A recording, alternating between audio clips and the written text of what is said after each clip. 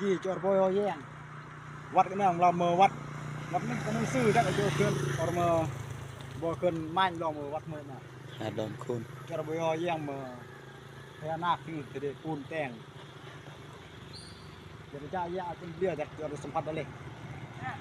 เดี๋ยวเลยหาดอนคูนจอดเป็นสัมผัสได้เลยเรือของเราเมื่อวัดหาดอนคูน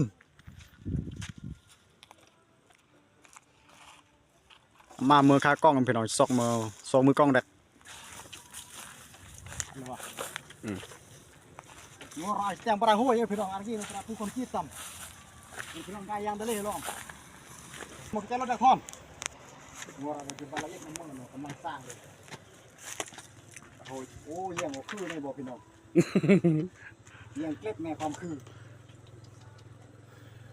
ครั้งแรกในชีวิตจอกาดวัดครั้งแรกย่อซะ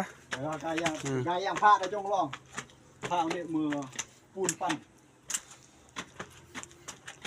หุ่นปั่นก็มันง่ายเลี้ย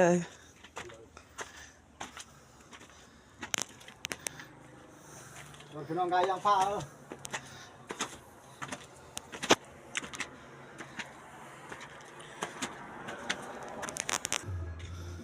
ะไร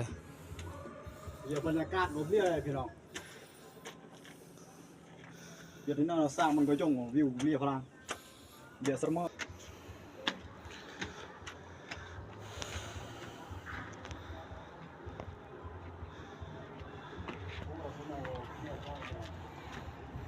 นี่ได้เครื่องก่อสร้างเราแต่งเราปลาห้อย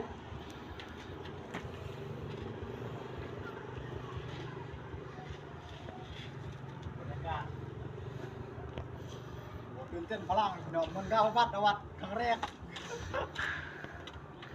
เหมือน